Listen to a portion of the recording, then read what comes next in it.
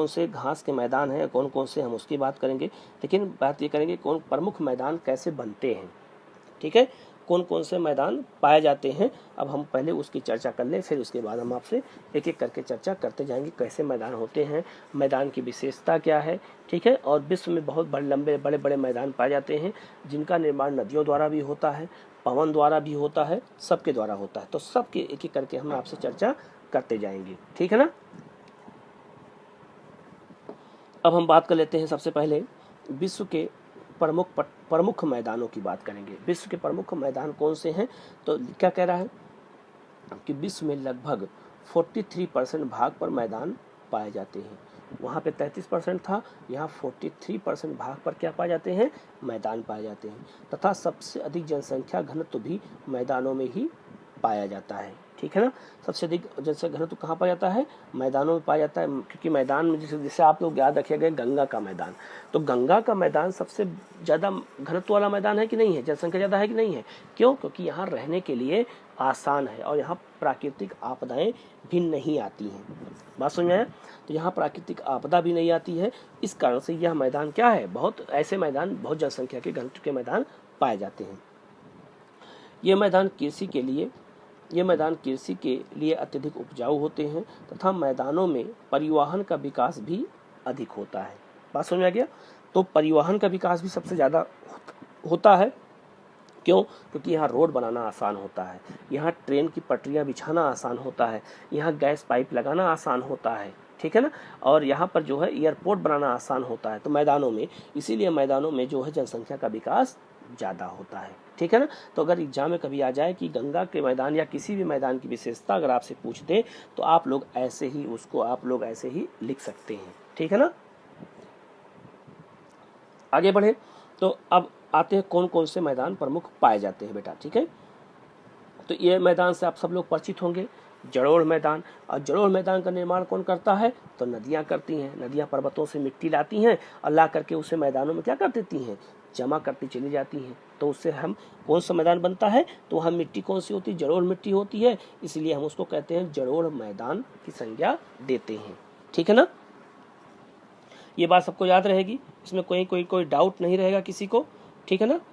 अब आगे बढ़े, लिखा है ऐसे मैदानों का निर्माण पर्वतीय भागों से निकलने वाली नदियों द्वारा अपने साथ बहाकर लाए गए निक्षेपों के जमाव के परिणाम स्वरूप होता है, ठीक है। निक्षेप होते हैं मिट्टी, उनके लाके जमाव उसके परिणाम स्वरूप होता है। ये मैदान काफी बड़े क्षेत्र पर विस्तृत और बहुत उपजाऊ होते हैं। ये मैदान क्या है, बहुत विस्तृत भाग में होते हैं और बहुत ही क्या होते हैं, उपजाऊ होते हैं। और विश्व के अधिकांश बड़े मैदान जड़ोड़ मैदान ही हैं। जैसे मिसिसिपी का मैदान अमेरिका में, मिसिसिपी नदी अमेरिका में बहती है, उसका मैदान भी बहुत क्या है, उपजाऊ है। इसके अलावा गंगा ब्रह्मपुत्र का मैदान भारत में, आपको पता ही है कि विश्व में सबसे अधिक जनसंख्या वाला मैदान भी कौन है, गंगा का मैदान है, ब्रह्मपुत्र का मैदान है, ठीक है। इसके बारे में हम लोग पढ़ भी चुके हैं कि ये बहुत घना मैदान है, ठीक है, और यहाँ पर जनसंख्या बहुत ज़्यादा पाई जाती है। इसके अलावा नील नदी का मैदान कहाँ है, ये मिस्र में है, इजिप्ट में, अफ्रीका में है। और यहाँ तक जो है मिस्र को जो है नील नदी का वरदान भी कहा जाता है कि वहाँ नील नदी ना बहती तो मिस्र बहुत गरीब देश होता है, इजिप्ट, ठीक है। आप लोग पेज नंबर 71 पे देखोगे तो वहाँ नील नदी की दिखाया गया है, और वहाँ वो नदी जो है बहुत कृषि का विकास किया है, उस क्षेत्र में बहुत उपजाऊ मिट्टी का निर्माण किया है। और मिस्र में इसीलिए कपास की खेती बहुत अच्छी होती है, चावल खेती बहुत अच्छी होती है मिस्र में, ठीक है, एक मरुस्थलीय देश होने के बावजूद भी, ठीक है ना। इसके बाद बोल्गा और डेन्यूब का मैदान, ये रूस में है और यूरोप में है। कौन सा, बोल्गा और डेन्यूब का मैदान, ये भी जो है रूस में है और बहुत ही उपजाऊ मैदान माना जाता है। इसके अलावा हांगहो और यांग टीजी का मैदान कहाँ है, हांगहो यांग टीजी का मैदान, ये है आपका चाइना में, और यह मैदान सबसे ज़्यादा चावल की पैदावार करता है, इसीलिए चाइना में चावल बहुत ज़्यादा होता है। तो चावल की खेती सबसे ज़्यादा कहाँ होती है बेटा, तो चीन में होती है, ठीक है, इसी कारण होती है, ठीक है, क्यों, क्योंकि ये मैदान बहुत उपजाऊ है और यहाँ पे मिट्टी बहुत जड़ोड़ मृदा है और बहुत ही अच्छी खेती यहाँ पर होती है, ठीक है ना।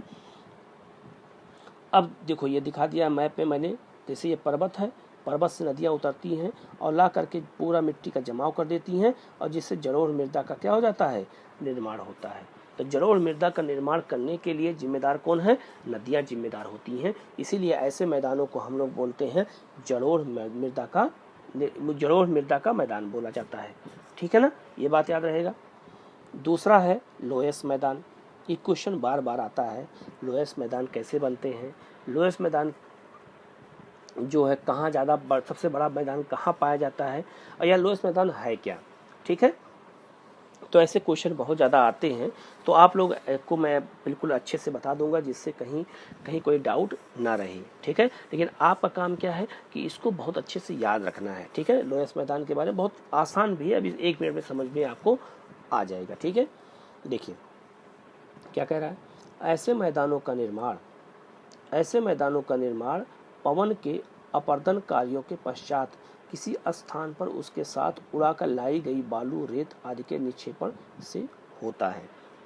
ठीक है, अभी मैप दिखाऊंगा तो और अच्छे समझ में आ जाएगा। ये देखिए मैप है, यहाँ कोई बालू का ढेर है, मरुस्थल है, या कोई रेत वाला क्षेत्र है। जब हवाएं वहाँ चलती हैं तो हवाओं के साथ रेत उड़ते हुए और आ करके और कहीं दूसरे स्थान पर जमा होता चला जाता है। तो ये बहुत महीन बालू हो, बहुत महीन छोटी छोटी मिट्टी होती है। तो बहुत छोटी छोटी मिट्टी होंगी तो क्या होगा, उपजाऊ मिट्टी हो जाएगी, और आ करके दूसरे स्थान पर जमा हो गई। तो ऐसे ही मैदान को क्या बोलते हैं बेटा, लोएस का मैदान बोला जाता है। ठीक है ना, ये और लोएस मैदान का निर्माण कौन करता है, पवन करती है, और जलोढ़ मृदा का निर्माण कौन करता है, नदियां करती हैं। याद रहेगा। अब देखो यहाँ पे आगे क्या कह रहा है ये, ऐसे मैदान समतल और विस्तृत तथा मरुस्थलीय भाग से दूर निर्मित होते हैं, क्योंकि हवाएं दूर तक रेत उड़ा के ले जाती हैं, और जब हवाओं का प्रभाव समाप्त हो जाता है तो रेत वहीं गिर जाती है। तो उसका जमाव होने से, रेत के जमा होने से ही लोएस मैदान का निर्माण होता है। ठीक है, बहुत आसान है और आपको बहुत अच्छे से चीजें समझ में आ जाएंगी। ठीक है ना, मैप देखते समझ में आपको आ गया होगा। अब सबसे बड़ा लोएस मैदान कहाँ है, जैसे चीन में मध्य एशिया के मरुस्थलों से लाई हुई रेत आदि के निक्षेपित होने से चीन के प्रसिद्ध लोएस मैदान का निर्माण हुआ है। तो सबसे बड़ा लोएस मैदान अगर कहीं पाया जाता है तो चीन में पाया जाता है। ठीक है, इसीलिए चीन में कपास की खेती बहुत अच्छी होती है इसी मैदान पे, और चावल की खेती बहुत अच्छी होती है।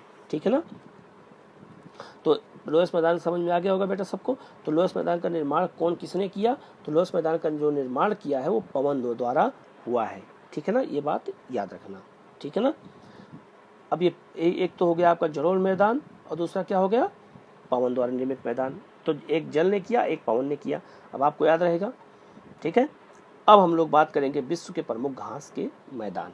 ठीक है, ये बहुत इंपॉर्टेंट टॉपिक है बेटा, आप लोगों को इसको समझना बहुत अच्छे से है, जिससे आपका क्वेश्चन कहीं डाउट ना हो, गलत ना होने पाए। ठीक है ना, तो विश्व के प्रमुख जो घास के मैदान होते हैं वो 2 तरह के होते हैं। ठीक है, तो 2 तरह के जो घास के मैदान कैसे होते हैं, तो एक होता है उष्ण और एक होता है शीतोष्ण घास के मैदान। ठीक है, ये पाए कहाँ जाते हैं, पहले हम इसकी बात कर लेते हैं। देखो यहाँ कर्क रेखा और मकर रेखा के बीच का जो क्षेत्र होता है इसको उष्ण कटिबंध बोलते हैं। तो जो इस क्षेत्र में कर्क और मकर रेखा के बीच में मैदान पाए जाते हैं बेटा, घास के मैदान, उन्हें हम क्या बोलते हैं, उष्णकटिबंधीय घास के मैदान। ठीक है, और कर्क रेखा से 66.5 डिग्री नॉर्थ में और मकर रेखा से 66.5 डिग्री साउथ में जो इस क्षेत्र में मैदान पाए जाते हैं उन्हें हम क्या बोलते हैं, शीतोष्ण घास के मैदान की संज्ञा देते हैं। ठीक है, तो हमारे यहाँ 2 तरह के घास के मैदान हैं, एक उष्ण घास के मैदान और एक शीतोष्ण घास के मैदान, और आपको इन सबको याद रखना पड़ेगा। अगर आप नहीं याद रखेंगे तो आपको आगे चल के नुकसान झेलना पड़ेगा। ठीक है, इसलिए इसको याद रखना बेहद जरूरी है। और कुछ मैदानों के बारे में बताऊंगा, उनकी मैं आपसे उसके बारे में डिस्कशन करूंगा, और आपको जो है इसको याद रखना पड़ेगा, ये मैदान कौन मैदान कहाँ पाए जाते हैं। और यहाँ से क्वेश्चन बहुत ज़्यादा आता है, यहाँ से क्वेश्चन हर एग्जाम में 1-2 क्वेश्चन हमेशा रहता है कि ये मैदान कहाँ पाए जाते हैं या उस मैदान की क्या विशेषताएं हैं। तो एक एक करके हम जब चर्चा करेंगे तो आपको पूरा याद होता चला जाएगा। ठीक है, ये आपको क्षेत्र मालूम चल गया बेटा सबको। कि कौन सा मैदान कहाँ पाया जाता है, तो याद रखना शीतोष्ण मैदान का क्षेत्र कहाँ पाया जाता है वो मैंने बता दिया है। और उष्ण मैदान कहाँ पाए जाते हैं, तो कर्क और मकर रेखा के बीच में पाए जाते हैं ये उष्ण मैदान। अब उष्ण मैदान कौन कौन से हैं, यहाँ देखो 3 मैदान है उष्ण, देखो लिखा है कर्क और मकर रेखा के बीच स्थित घास के मैदान उष्णकटिबंधीय घास के मैदान कहे जाते हैं। ठीक है ना, क्यों उष्णकटिबंधीय, उष्ण मतलब क्या होता है, गर्म होता है, तो इन क्षेत्रों में सूर्य की रोशनी सीधी पड़ती है और ज्यादा तापमान होता है, इसीलिए इस घास के मैदान को क्या बोलते हैं, उष्णकटिबंधीय घास के मैदान की संज्ञा दी जाती है। ठीक है ना। अब तीन घास के मैदान है, कौन कौन से, सवाना घास का मैदान अफ्रीका में है, अभी सब मैप पे दिखाऊंगा आपको। लानोस घास का मैदान कहाँ है, वेनेजुएला में है, और कंपोज घास का मैदान कहाँ है, ब्राजील में है। ये तीनों गर्म घास के मैदान है। कैसे घास के मैदान है बेटा, गर्म घास के मैदान है, और यहाँ जब वर्षा होती है तभी घासें उगती हैं अच्छे से, नहीं तो यहाँ की घासें बहुत कठोर होती हैं, और इन्हीं घास के मैदानों में ही जो है मांसाहारी जानवर ज़्यादा पाए जाते हैं। ठीक है, तो सवाना के बारे में आपको डिटेल में बताऊंगा, सवाना के बारे में। ठीक है, अभी आगे आएगा, सवाना के बारे में डिटेल बताऊंगा, तो अब आपको और अच्छे से याद होता चला जाएगा। लेकिन उस घास के मैदान कहाँ पाए जाते हैं, कर्क और मकर रेखा के बीच में पाए जाते हैं, ये बताना है आपको, याद रखना है। और कितने घास के मैदान उष्णकटिबंधीय पाए जाते हैं, तो 3 पाए जाते हैं, सवाना, लानोस, कंपोस। सवाना कहाँ, अफ्रीका में, लानोस वेनेजुएला में, और कंपोस कहाँ पर, ब्राजील में। ठीक है बेटा, आगे बढ़े। दूसरा है शीतोष्ण घास के मैदान। शीतोष्ण घास के मैदान कहाँ पाया जाता है, शीतोष्ण मतलब क्या होता है, जहाँ शीत और गर्मी दोनों हो। उत्तरी गोलार्ध में कर्क रेखा से उत्तर में 66.5 नॉर्थ अक्षांश पर ये मैदान पाए जाते हैं, जबकि दक्षिण गोलार्ध में मकर रेखा से 4.5 दक्षिण में मैदान पाए जाते हैं। दोनों मैंने बता दिया है, और ये आपको दोनों दिख रहा है। ठीक है, अब कौन कौन से मैदान पाए जाते हैं इसमें, शीतोष्ण घास के मैदान के उदाहरण कौन कौन से हैं, तो प्रेरी है कनाडा में, और अमेरिका दोनों में पड़ता है। अभी आगे बताऊंगा, प्रेरी के बारे में आपको डिटेल बताऊंगा। ठीक है, तो एक आपका मैदान डिटेल जो है बता दूंगा उष्ण का, एक शीतोष्ण का, तो आपके पास बाकी सबकी विशेषता लगभग वही रहती है, लेकिन एक एक करके बताऊंगा तो आपको समझ में आ जाएगा। ठीक है, दूसरा है पंपास, ये अर्जेंटीना में है। ठीक है, ये कहाँ है, अर्जेंटीना में है। बेल्ट घास का मैदान कहाँ है, दक्षिण अफ्रीका में। डाउस को डॉन भी बोलते हैं, किताबों में ऐसे आता है, तो ये ऑस्ट्रेलिया में है। और स्टेपी का मैदान कहाँ है, मध्य एशिया और रूस में है। ठीक है, मध्य एशिया और रूस में ये मैदान पाया जाता है, और आपको इन सब देशों के नाम आपको याद रखने पड़ेंगे कि कौन सा मैदान कहाँ पाया जाता है। ठीक है ना, आगे बढ़े। ठीक है, तो ये याद रखना 8 मैदान है टोटल, 3 गर्म और ठंडे गर्म मिला के कौन है, 5 है, तो टोटल 8 मैदान घास के मैदान पाए जाते हैं। ठीक है ना, ये बात आपको याद रखनी है। अब आगे बढ़ते हैं, ये देखिए सारा मैप आपको यहाँ दिया हुआ है। ठीक है ना, जैसे देखो ये पंपास घास का मैदान कहाँ पाया जाता है, यहाँ लानोस, यहाँ ये प्रेरी घास का मैदान, ये स्टेपी घास का मैदान, ये सवाना घास का मैदान, ये बेल्ट घास का मैदान, और यहाँ पे आपका डाउस घास का मैदान, ये भी पंपास की तरह ही बिल्कुल होता है। ठीक है, ये भी बिल्कुल पंपास की विशेषता जैसे पाया जाता है। और ये स्टेपी का, ये देखो ये पूरा स्टेपी घास का मैदान है। ठीक है ना, तो ये अलग अलग मैदानों की विशेषता है, सबको मैंने दिखा दिया कहाँ कहाँ पे है, आपका काम है इनको याद रखना है जरूर। ठीक है, ठीक है ना, देखो ये है पेरी है, लानोस है, कंपोस है, पंपास है, बेल्ट है, सवाना है, और यह स्टेपी है, और यह आपका डाउस घास का मैदान है। ठीक है, सबको बारे में यहाँ 8 घास मैदान यहीं पे दे दिए गए हैं। ठीक है ना, ठीक है, आगे बढ़े। अब यहाँ देखो दिया भी है, ये एनसीईआरटी से मैंने मैप निकाला है आपको याद करने के लिए। ठीक है ना, याद करने के लिए निकाला है। देखो यहाँ पे एनसीईआरटी क्लास 7 के एनसीईआरटी में दिया हुआ है कि विभिन्न प्रदेशों में घास स्थल विभिन्न नामों से जाने जाते हैं। घास स्थल की विशेषता गौर करना बेटा सब लोग, इन तीनों उष्णकटिबंधीय घास के मैदान कौन कौन से हैं, पूर्वी अफ्रीका में सवाना, ब्राजील में कंपोस, और वेनेजुएला में कौन है, लानोस। तीनों की विशेषताएं एक ही हैं। ठीक है, केवल अलग अलग देश में पाए जाते हैं, बस ये याद रखना।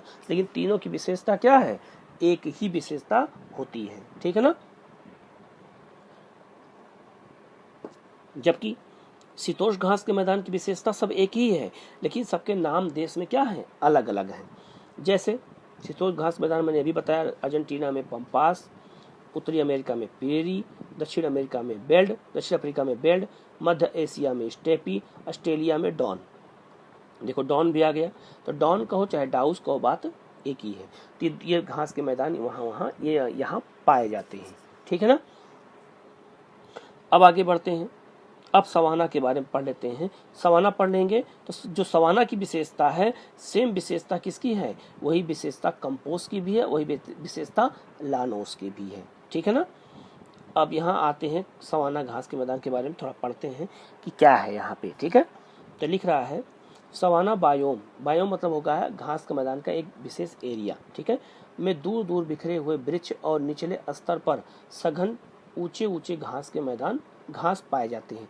मतलब यहाँ ऐसा है, जैसे ये देखो ऐसे से घास के मैदान पाए जाएंगे, ऐसे बीच में एक एक पेड़ पाए जाते हैं, ऐसे एक एक पेड़ पाए जाएंगे और यहाँ पे घास के मैदान पाए जाते हैं, ठीक है। यहाँ आर्द्र शुष्क उष्णकटिबंधीय जलवायु पाई जाती है। आर्द्र शुष्क मतलब ये हो गया कि यहाँ पर आर्द्रता तो रहती है, लेकिन वो शुष्क मतलब कि क्या है, वर्षा बहुत कम होती है, ठीक है, ठीक है ना। और यहाँ पर कौन सी मृदा पाई जाती है, तो यहाँ पर जो ये लिखा है ना, अल्टो क्या कहते हैं, अल्टो सॉयल, ऑक्सो सॉयल और बैटिको सॉयल्स, ये सब प्रकार की मृदा पाई जाती है। ये सब मृदा कैसी मृदा है, लाल और पीली मृदा को विश्व स्तर पर इन्हीं नामों से पुकारा जाता है। सवाना बायोम विषुवतरेखीय और मरुस्थलीय प्रदेश के बीच का संक्रमण स्थल होता है, ठीक है। एक तरफ क्या है, विषुवतरेखीय वन है, मैं एक बार समझा देता हूँ। देखो ये है अफ्रीका का मैप, ठीक है।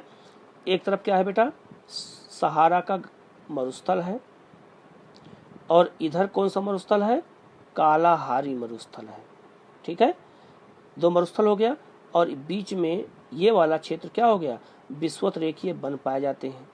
अब बचा कौन सा एरिया, तो ये वाला एरिया बच गया, ये वाला एरिया बच गया ना। तो वही कह रहा है कि ये मरुस्थल और उष्णकटिबंधीय ये विषुवतरेखीय वनों के बीच में ये वन, ये सवाना घास के मैदान पाए जाते हैं, ठीक है। यहाँ दो प्रकार के वृक्ष पाए जाते हैं, शुष्क पतझड़ वन, यहाँ पतझड़ वन पाए जाते हैं, बहुत ऊंचे ऊंचे होते हैं, और सदा हरित जो है वृक्ष एस.आर. लेबी और सघन हाथी घास पाई जाती है। जो यहाँ की घास होती है बहुत लंबी लंबी होती है, तो उसका नाम रखा गया है हाथी घास, नाम दिया गया है, ठीक है ना। आपसे पूछा जाएगा कि हाथी घास कहाँ पाई जाती है, तो बताना होगा आपको, ये सहारा ये क्या कहते हैं, सवाना घास के मैदान में पाई जाती है, ठीक है ना। इसके अलावा अफ्रीका और भारत में शुष्क पतझड़ सवाना वृक्ष भी पाए जाते हैं। भारत में भी पाया जाता है, जो बुंदेलखंड का क्षेत्र होता है वहाँ पे इस तरह की वनस्पतियाँ पाई जाती हैं, बिल्कुल, ठीक है ना। बहुत जो है झुंड झुंड में ऐसे ही वनस्पतियाँ बुंदेलखंड में पाई जाती है, ठीक है। आगे क्या कह रहा है, जबकि ब्राजील के पठार और पूर्वी ऑस्ट्रेलिया में सदा वृक्ष यूकेलिप्टस आदि पाए जाते हैं, ठीक है। तो ये छोटा सा इसका क्षेत्र वहाँ भी पड़ता है, ऑस्ट्रेलिया में भी पड़ता है सवाना का, ठीक है, तो वहाँ भी पाया जाता है। एक विशेषता आप लोग यहाँ पर देख लेना, याद करने का आसान होगा। देखो जो इस क्षेत्र में पाए जाते हैं उन्हीं को मैंने क्या बोला था, उष्ण घास के मैदान।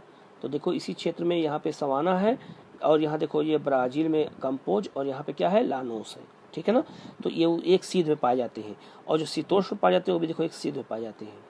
यहाँ पे पंपास, यहाँ पे आपका बेल्ट, और यहाँ पे लानोस, ये डाउस, यहाँ पे देखो ये भी सीध पाए गए हैं, कौन से, प्रेरी और स्टेपी, तो सब एक सीध पाए जाते हैं। इससे इनकी विशेषता सेम है, इनकी विशेषता सेम है, और इनकी विशेषता सेम है, क्योंकि सब एक सीध में पाए जाते हैं, एक ही जलवायु के भाग होते हैं, ठीक है। अब यहाँ गौर करना, क्या कह रहा है, सवाना प्रदेश में साल के 10 महीनों में मृदा जल की कमी रहती है। मृदा में क्या रहती है, जल की कमी पाई जाती है, क्योंकि वहाँ वर्षा कम होती है। 2 महीना केवल वर्षा होती है, वो भी फुहारे नुमा वर्षा होती है, बहुत ज़्यादा वर्षा नहीं होती। अतः वृक्ष आवश्यक मृदा जल का भंडारण हेतु दूर दूर उगते हैं, इसलिए वहाँ पेड़ क्या होते हैं, दूर दूर उगते हैं, ठीक है। साथ ही सवाना प्रदेश में घासों के आपस में टकराहट से अगलगी की घटना हमेशा होती रहती है। यहाँ की जो घास के मैदान पाई जाती, जो घास पाई जाती है बहुत मजबूत होती है बेटा, ठीक है। तो आपस में जब घास लड़ती है तो रगड़ खाने से वहाँ आग लग जाती है। तो देखा होगा, सुना होगा जंगलों में आग लगना। तो जंगलों में आग लगने का एक बहुत बड़ा कारण ये भी है, प्राकृतिक कारण है ये, कि जंगलों में आग लग जाती है और आपस में जब रगड़ खाते हैं तब, ठीक है ना।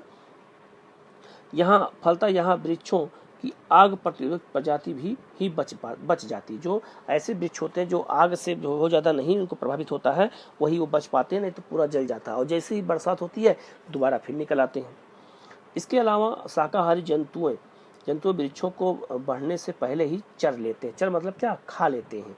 इन कारणों से सवाना प्रदेश में वृक्ष दूर दूर पाए जाते हैं, क्योंकि पहली बात तो पाए नहीं जाते हैं, और जब पाए जाते हैं तो वहाँ पे जो शाकाहारी जंतु होते हैं, जैसे जेब्रा, जैसे आपका हिरन, जैसे आपका जो है जंगली भैंसा, तो क्या करते हैं, वो सब घास पेड़ पौधे चर जाते हैं। इसलिए वहाँ पेड़ दूर दूर पाए जाते हैं और बहुत छोटे छोटे पाए जाते हैं घास, क्योंकि सारी घास ये लोग खा जाते हैं। और शाकाहारी जंतु ज़्यादा हैं, तो इसलिए वहाँ मांसाहारी जंतु भी ज़्यादा पाए जाते हैं, ठीक है। आगे क्या कह रहा है, सवाना बायोम में पेड़ पौधे और जंतुओं में सूखे को सहन करने की क्षमता होती है, अतः वृक्षों में अधिक विविधता नहीं पाई जाती है। यहाँ विभिन्न प्रकार के वृक्ष नहीं पाए जाते हैं। यहाँ पर क्या है, एक दो प्रकार के वृक्ष पाए जाते हैं बस, ठीक है। और जहाँ पर शाकाहारी जो जंतु होते हैं उनको खुर वाले पशु बोला जाता है, ठीक है।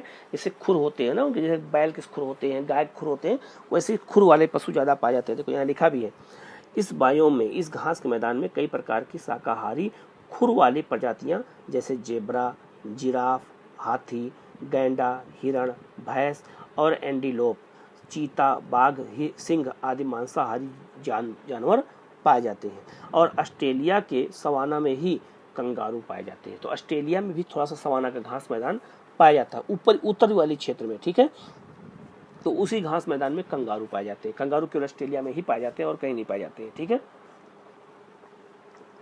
अब आपको याद रहेगा ये सब चीजें, ठीक है। इसके अलावा आप लोग डिस्कवरी नहीं देखते हैं कि बाघ उसका जेब्रा का शिकार करता है, कभी जो है लकड़बग्घा उसका शिकार करता है। तो वो जो वीडियो आपको डिस्कवरी पे दिखता है ना, वो जानवरों वाला, वो सब इस सवाना का दिखाया जाता है। तो सवाना का ही वीडियो होता है, वो आपको दिखाया जाता है कि कैसे सवाना में लाइफ स्टाइल कैसे होती है वहाँ पे, ठीक है ना। ये उसी के बारे में दिखाया जाता है हमेशा।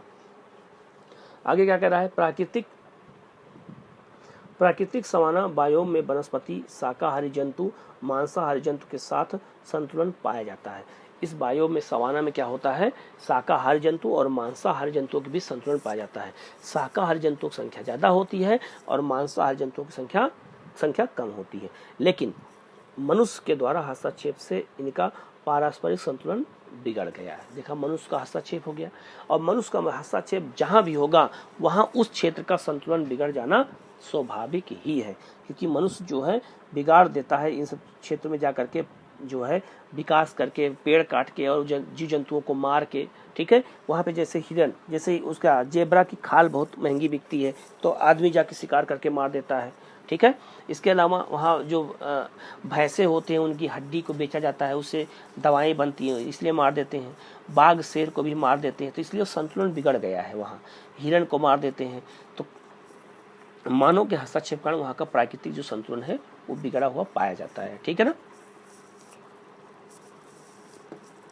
आगे, अफ्रीका का प्रसिद्ध सहेल क्षेत्र सवाना बायोम में ही पाया जाता है। अफ्रीका में सहेल क्षेत्र है, केनिया के पास, उसी में, ठीक है, जहाँ मनुष्य के हस्तक्षेप अंतरा उष्णकटिबंधीय क्षेत्र और उपोष्ण कटिबंधीय उच्च दाब पट्टी के खिसकाव के कारण विश्व प्रसिद्ध सूखाग्रस्त क्षेत्र पाया जाता है। इस क्षेत्र में क्या होता है ना, उच्च दाब पाया जाता है उस क्षेत्र में, इसी कारण यहाँ वर्षा नहीं हो पाती है, ठीक है। इसी कारण से इस क्षेत्र में जो है सूखा प्रभाव ज्यादा पड़ता है, क्योंकि जब उच्च वायुदाब पाया जाएगा तो वर्षा नहीं होती है, ठीक है ना, इसी कारण से। इसके अलावा सवाना बायोम में मनुष्य द्वारा 3 प्रकार की कृषि की जाती है, झूम कृषि, पशुचारण और अस्थायी कृषि की जाती है। तो उस क्षेत्र में लोग पशुचारण भी करते हैं, झूम खेती भी करते हैं और अस्थायी कृषि, तीनों करते हैं। वहाँ के मनुष्य पाए जाते हैं, जो वहाँ की लोग पाए जाते हैं, और खासकर इस क्षेत्र में जनजातियाँ ज़्यादा पाई जाती हैं, ठीक है। जनजातियाँ होती हैं, बहुत पिछड़ी जनजातियाँ हैं, बहुत ही ज़्यादा पिछड़ी हैं, उनको आधुनिक सभ्यता से अभी जैसे लगता है ना कि कोई मतलब ही नहीं है उनको, ऐसे लोग वहाँ पे पाए जाते हैं, ठीक है ना। तो ये आपको याद रखना है। तो सवाना का जो विशेषता है वही कंपोज और लानोस की भी विशेषता सेम होती है। वहाँ भी शाकाहारी जंतु मांसाहारी जंतु संख्या अधिक और कम पाई जाती है, संतुलन बना हुआ है वहाँ। और यहाँ की घासें बहुत मोटी पाई जाती हैं, ठीक है, सवाना के क्षेत्रों की, और बहुत ही मजबूत घासें होती हैं। और जब वर्षा होती है 2 महीना, साल के 2 महीने में, तब उस समय वहाँ पे छोटी छोटी घासें होती हैं हरी हरी, तो उसी को ये सारे जंतु चर जाते हैं। तो फिर 10 महीना वैसे ही बिना घास के रह जाता है ये क्षेत्र, ठीक है। और जो मोटी मोटी घासें हैं उनको कोई जानवर खाता नहीं है, तो वो आपस में जब रगड़ खाते हैं तो जल जाती हैं, और जल के पूरा मैदान क्या हो जाता है, घास का बिल्कुल साफ हो जाता है, ठीक है ना। तो ऐसे ही पाया जाता है। आप लोग नेट पे सर्च करना सवाना घास के मैदान, तो आपको दिख जाएगा, ठीक है ना, आपको वहाँ दिखेगा। और वहाँ जो दिखेगा वो ऐसे रहेगा बेटा, देखो ये स्थल है, यहाँ घास के मैदान है, ऐसे ऐसे ऐसे ऐसे, और बीच में ऐसे ही एक एक पेड़ पाए जाएंगे, ठीक है, ऐसे एक एक पेड़ पाए जाएंगे, बहुत ऊंचे ऊंचे पाए जाते हैं ऐसे, और भी कांटे नुमा पेड़ होते हैं, ठीक है, एक ही प्रकार के पेड़ पाए जाएंगे।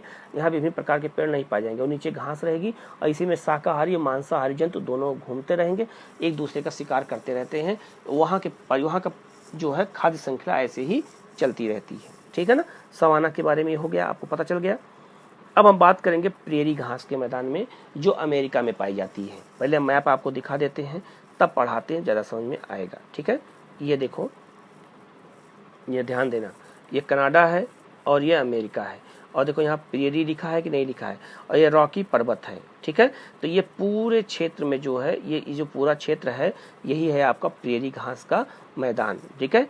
प्रेरी घास का जो मैदान है वो देखो, ये है, ऐसे है, ये देखो, इस तरह से ये है। ये क्लास 7 के एनसीईआरटी से मैंने ये मैप उठाया है आपको समझाने के लिए, और वहीं से मैंने इसको पढ़ाने का भी प्रयास किया जिससे आपको समझ में आ जाए। तो स्क्रीन पे जो गोला आपको दिख रहा है प्रेरी का, यही कनाडा और अमेरिका दोनों में पड़ता है, लेकिन अमेरिका में इसका क्षेत्र ज़्यादा पड़ता है। और बिल्कुल रॉकी पर्वत से क्या है, सटा हुआ ये मैदान है। यहाँ ये पर्वत है, और तुरंत मैदान की शुरुआत हो जाती है, ठीक है। और रॉकी पर्वत से चिनूक नामक एक हवा नीचे उतरती है, और जो इस मैदान में बर्फ को खा जाती है, और बर्फ पिघल जाती है, तो इस घास, यहाँ की घास क्या हो जाती है, मुलायम घास हो जाती है, ठीक है ना। अभी आगे बताऊंगा तो और अच्छे से समझ में आएगा। यहाँ की पूरी विशेषता को क्लास 7 के एनसीईआरटी में दिया हुआ है, तो आप इसीलिए एनसीईआरटी की बेस से जब पढ़ाएंगे तो आपको चीज़ें अच्छे से ज़्यादा समझ में आएंगी, ठीक है ना। और मैंने अभी बताया था, देखो कर्क रेखा के, देखो ये बेटा सब लोग यहाँ कर्क रेखा के उत्तर में है कि नहीं है, देखो ये कर्क रेखा है, और कर्क रेखा के उत्तर में घास का मैदान, इसलिए इस घास के मैदान को क्या कहते हैं, शीतोष्ण घास का मैदान। क्या कहते हैं बेटा, शीतोष्ण घास का मैदान, ठीक है। अभी समझ में आ गया होगा चीज़ें।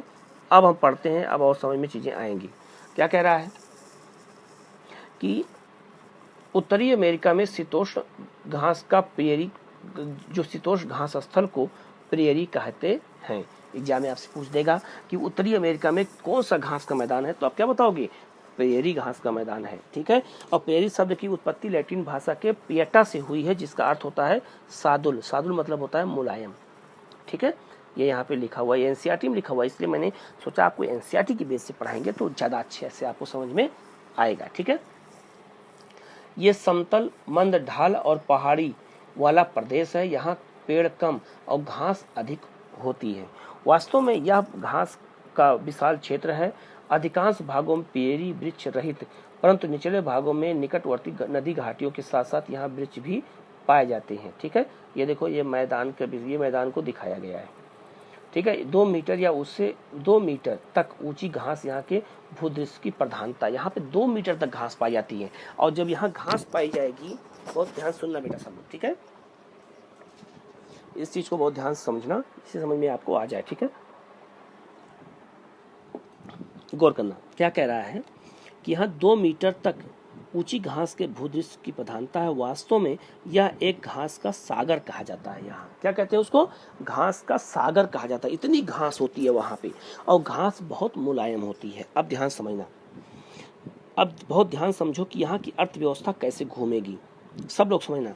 जितने भी शीतोष्ण घास के मैदान हैं, जितने भी मैंने बताया था, चाहे वो आपका पंपास हो, प्रेरी हो, स्टेपी हो, बेल्ट हो या डाउस हो, ये सब घास के मैदान में ऐसे ही घासें पाई जाती हैं। अब बताना जरा हमें, यहाँ के लोगों की अर्थव्यवस्था कैसे होगी, जोड़ो कैसे जोड़ना है। अब यहाँ बैठा तो घास पाई जाएगी, तो घास पाई जाएगी तो जब घास बेटा पाई जाएगी यहाँ, तो गाय का उत्पाद, यहाँ पे गाय पालेंगे, यहाँ पर भेड़ पालेंगे, और चूँकि ठंडा प्रदेश है, भेड़ पाल दिए, गाय पाले, इसलिए यहाँ देखो इन सब क्षेत्रों में दूध बहुत ज़्यादा होता है ठंडे प्रदेशों में, ठीक है। अब गाय और भेड़ क्या करेगी, इस खाएगी इसको, घास को, नरम नरम घास, मुलायम घास खाएगी, तो दोनों क्या देंगे, दूध, दूध दिया। अब दूध देंगे तो दूध से अन्य प्रोडक्ट भी बनेंगे, तो यहाँ के लोग दूध का कारोबार करेंगे। भेड़ से क्या निकालेंगे, ऊन, तो यहाँ पर ऊन बनाने की फैक्ट्री लगेगी, समझ में सबको आ रहा होगा। भेड़ मर गई तो मांस, उसके मांस के रूप में बेचा, तो मांस उत्पादन भी यहाँ बहुत ज़्यादा हो रहा होगा, गाय को भी काट के यहाँ खा जाते हैं। इसके अलावा भेड़ दिया, इसके अलावा दूध देती है, तो दूध का कारोबार यहाँ होगा, तो चमड़ा उद्योग भी है। और जब भेड़ मर गई तो उसका चमड़ा को निकाल के और कुछ बनाया, तो यहाँ चमड़ा उद्योग भी क्या हो गया, फेमस हो गया। तो यहाँ लोगों की अर्थव्यवस्था किस पे हो गई, पशुचारण पर हो गई। ये पूरे उसकी विशेषता मानी जाती है, किसके, शीतोष्ण घास के मैदान की। तो एक एक करके जब जोड़ेंगे तो हमें चीजें समझ में आती जाएंगी, ठीक है। अब गौर करना, कह रहा है पेरी पश्चिम में रॉकी पर्वत और पूरब में ग्रेट लेक से घिरा हुआ है। ये देखो यहाँ पे रॉकी पर्वत और ये यहाँ पे झील है, उसी से बीच में घिरा हुआ है। ये महान झील का क्षेत्र है जहाँ सुपीरियर झील सब है, और ये रॉकी पर्वत, इसी के बीच का जो भाग है इसी को क्या कहते हैं, पेरी घास का मैदान। तो लोकेशन सबको बेटा सबके दिमाग में आ गया होगा। अब हम चीजें जब पढ़ेंगे तो अच्छे से समझ में आएंगी, ठीक है ना। फिर क्या कह रहा है, उत्तर अमेरिका का मानचित्र में दिखाया गया है। पेरी संयुक्त राज्य अमेरिका और कनाडा के कुछ भागों पर फैला हुआ है, तो अमेरिका में इसका विस्तार ज्यादा है, कनाडा में कम है। अमेरिका के पेरी के अपवाहन मिसिसिपी की सहायक नदियां और कनाडा के पेरी का अपवाहन सास्केचुअन नदी की सहायक नदी करती है। सास्केचुआस नदी, दो नदियां हैं, देखो यहाँ पे दो नदियां हैं, ठीक है। देखो यहाँ सास्केवाच नदी जो ऑस्ट्रेलिया में बहती, वहाँ कनाडा में बहती है पेरी मैदान में ऐसे, और यहाँ पर मिसिसिपी नदी बहती है पेरी मैदान में, उसके बारे में बताया है, ठीक है। यहाँ देखो मिसिसिपी का मैदान, ये मेक्सिको की खाड़ी लिखा है, इसी मैदान में नदी आके वो गिर जाती है, ठीक है ना। ये उसी के बारे में बता रहा है, ठीक है, कि इसी क्षेत्र में दो नदियां बहती हैं। कनाडा में नदी कौन बहती है, तो वो है आपके कौन सी, केचुआन नदी, और अमेरिका में मिसिसिपी नदी, ठीक है, दो नदियां बहती हैं। आगे क्या कह रहा है, अब बहुत इंपॉर्टेंट बात बताने जा रहा हूँ कि जो पेरी का मैदान है उसमें कौन जनजातियां निवास करती हैं। देखो यहाँ लिखा है, देखो यहाँ एनसीईआरटी में ये सब लिखा हुआ है कि पेरी के घास के मैदान अमेरिकी मूल निवासी, जिन्हें रेड इंडियन कहा जाता है, अमेरिका के जो मूल निवासी होते हैं उनको रेड इंडियन कहा जाता है, का निवास स्थल रहे हैं। तो पूछा जाएगा आपसे कि पेरी के घास के मैदान में कौन से जात के लोग रहते हैं, तो क्या बताओगे, रेड इंडियन रहते हैं, ठीक है। ये लोग इन महाद्वीप के वास्तविक निवासी भी हैं। ये अमेरिका के मूल निवासियों को रेड इंडियन ही कहा जाता है, ये बात याद रखना। पेरी अन्य आदिवासियों जैसे अपाची, क्रो, क्री और पानी के भी निवास स्थान हैं। तो याद रखना, ये आदिवासी हैं, ये भी इसी मैदान में पाए जाते हैं, पेरी में ही पाए जाते हैं, ये भी आपको याद रखना है, ठीक है ना। यहाँ से भी क्वेश्चन आए तो आपको गलत ना होने पाए। अब ये जो यहाँ लिख दिया गया है वो आपको किसी और किताब में नहीं मिलेगा बेटा, याद रखना। जो छोटी छोटी बातें लिखी गई हैं वो लेकिन बहुत मोटी बातें लिखी गई हैं। पूछा जाएगा आपसे कि अपाची, क्रो, क्री, पानी जनजातियां कहाँ निवास करती हैं, या फिर रेड इंडियन कहाँ निवास करती हैं, तो आप क्या बताओगे, पेरी घास के मैदान में निवास करती हैं। ये छोटे छोटे पॉइंट है, जब आप याद रखेंगे तो आपका जीएस बहुत मजबूत होता चला जाएगा, ठीक है। आगे यहाँ की जलवायु कैसे है, अब देखो यहाँ जलवायु कैसी है, तो महाद्वीप के मध्य स्थित होने के कारण यहाँ चरम तापमान वाली महाद्वीपीय जलवायु पाई जाती है। चरम तापमान मतलब अधिक गर्म जलवायु पाई जाती है, क्यों, क्योंकि महाद्वीप के अंदर में है। देखो यहाँ ध्यान से कि एक तरफ जो है झील घेर लिया, एक तरफ पर्वत घेर लिया, तो बीच में पड़ गया ना, तो उसको महाद्वीपीय जलवायु कहते हैं। ग्रीष्म ऋतु में तापमान 20 सेंटीग्रेड रहता है, जबकि शीत ऋतु में कनाडा के विनिपेग में तापमान -20 पहुंच जाता है। तो -20 पहुंच जाता है और +20 रहता है, इतना तापमान होता है, दर्ज किया जाता है। शीत ऋतु में यह प्रदेश बर्फ की एक मोटी परत से ढक जाता है। अब बहुत अच्छी बात बताने जा रहा हूँ, ध्यान देना, यहाँ गौर करना सब लोग। जब शीत ऋतु आती है, सब लोग बेटा ध्यान समझना,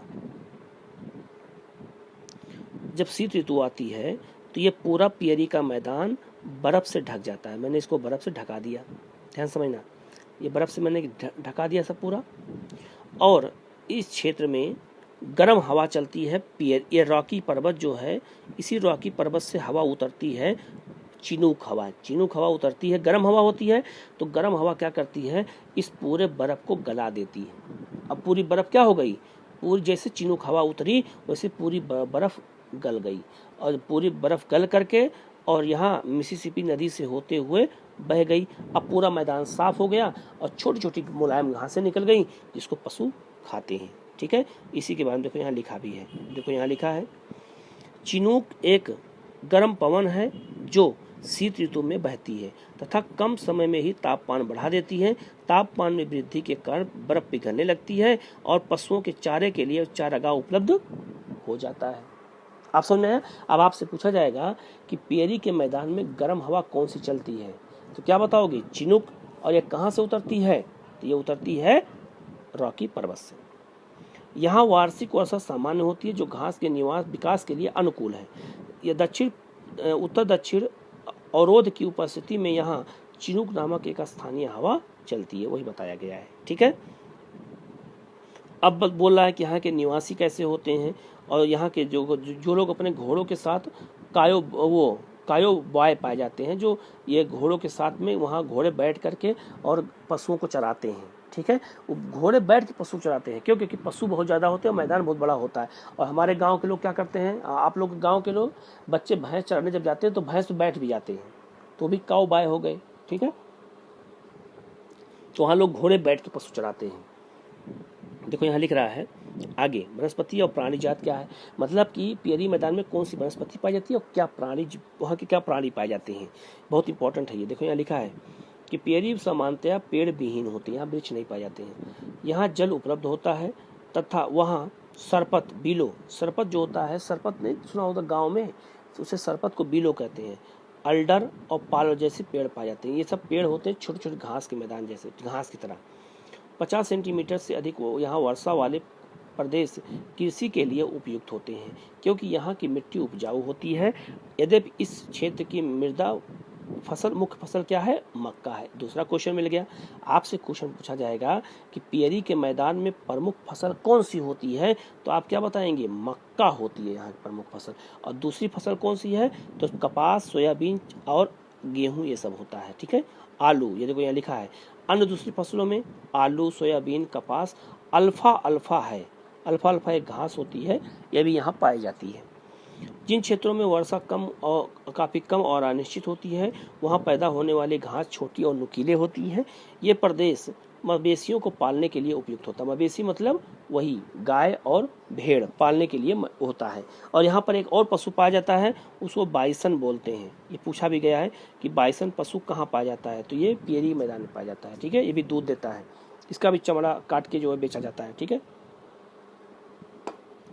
और यहाँ पे जो है ये कंबाइन संयंत्र, जो यहाँ पे मशीन जो है, मशीनों द्वारा खेती की जाती है ये। ठीक है, आगे क्या कह रहा है, विशाल मवेशी फार्म, मवेशी फार्म मतलब जानवरों के जो फार्म होते हैं, जैसे गाय और भेड़ ओढ़ के, इन्हें मवेशी कहते हैं, को रेंच, मवेशी फार्म को रेंच, और उनकी देखभाल करने वाले को काउबॉय कहते हैं। देखो ये दिया हुआ है मैप पे। बाइसन या अमेरिकी भैंसा को क्या बोलते हैं, बाइसन, इस प्रदेश का सबसे महत्वपूर्ण पशु है। अब समझ में आया कि नहीं आया? एनसीईआरटी में सब बातें दी गई हैं, क्लास 7 में कितनी इंपॉर्टेंट बातें हैं, और आईएएस में क्वेश्चन यहीं से आता है। तब लोगों को लगता है मंगल ग्रह से क्वेश्चन आया है, तो ये मंगल ग्रह का क्वेश्चन नहीं है, वो इसी ग्रह का क्वेश्चन है। ठीक है, निरंतर शिकार के कारण ये पशु लगभग लुप्त हो गए हैं, मानव द्वारा इनका बहुत ज़्यादा मार दिया गया, तो ये लुप्त हो गए हैं। अब इन्हें सुरक्षित प्रजातियों की श्रेणी में रखा जाता है। इस प्रदेशों में पाए जाने वाले अन्य जीव, खरगोश और काइयोट, गोयफ और पियरी कुत्ता, ये सब यहाँ पाए जाते हैं। लोग कैसे पाए जाते हैं, देखो अभी आ जाएगा, लोग क्या करते हैं, पशु पालते हैं तो क्या लोग कैसे अर्थव्यवस्था चलाते हैं। तो लिखा है कि इस प्रदेश के लोग काफ़ी परिश्रमी होते हैं। अपने विपुल प्राकृतिक संसाधनों के उपयोग के लिए इन्होंने प्रौद्योगिकी का सफलतापूर्वक विकास किया है। विश्व के 2 सबसे अधिक विकसित देश अमेरिका और कनाडा में यह प्रदेश स्थित है। कौन सा? पियरी है। कृषि की वैज्ञानिक विधियों, ट्रैक्टर और हार्वेस्टर और कंबाइन के उपयोग से उत्तरी अमेरिका के सबसे बड़े खाद्यान्न उत्पादन का उत्पादक बना हुआ है। यहाँ पे कंबाइन ये सब खेती की जाती है मशीनों द्वारा, ठीक है, उसे कंबाइन बोलते हैं। गेहूं के अत्यधिक उत्पादन के कारण पियरी को विश्व का धनागार भी कहा जाता है। यहाँ गेहूं बहुत ज्यादा होता है, मक्का बहुत ज्यादा होता है। दूध उत्पादन आ गया ना, दूध उत्पादन एक अन्य प्रमुख उद्योग है यहाँ पे, ठीक है। डेयरी क्षेत्र ग्रेट लेक से लेके से पूरब में अटलांटिक तक फैला हुआ है। यहाँ पे डेयरी उद्योग बहुत ज्यादा है, ठीक है, क्योंकि नरम घासें हैं। और दुग्ध उत्पादन और व्यापक स्तर पर कृषि दोनों प्रकार खाद्य प्रसंस्करण के लिए बढ़ावा देता है, ठीक है। दूध से जब हम मक्खन वक्खन बनाते हैं तो उसे क्या बोलते हैं? तो उसी को बोला जाता है आपका क्या? यह खाद्य प्रसंस्करण उद्योग बोलते हैं, ठीक है ना। आगे, कोयला और लोहा जैसे खनिज पदार्थों के विशाल भंडार और रेल और नहर की समुचित व्यवस्था के कारण यह क्षेत्र विश्व का सबसे बड़ा औद्योगिक प्रदेश भी है, क्योंकि इस प्रदेश में लोहा और पहाड़ों में लोहा और कोयला भी पाया जाता है। इसी मैदानों में बहुत सारे इंडस्ट्री भी लगाई गई है, ठीक है। और देखो यहाँ लिखा भी है, संयुक्त राज्य अमेरिका के पियरी में प्रमुख नगर कौन कौन से हैं? शिकागो, मिनियापोलिस, इंडियानापोलिस, ठीक है, कंसास, डेनवर। कनाडा में पियरी में कौन कौन से हैं? तो यहाँ पे लिखा है एडमोन्स्टन, सेस्काटून, कैलगरी और विनिपेग। ये सब शहर प्रमुख पाए जाते हैं पियरी के मैदान में, ठीक है।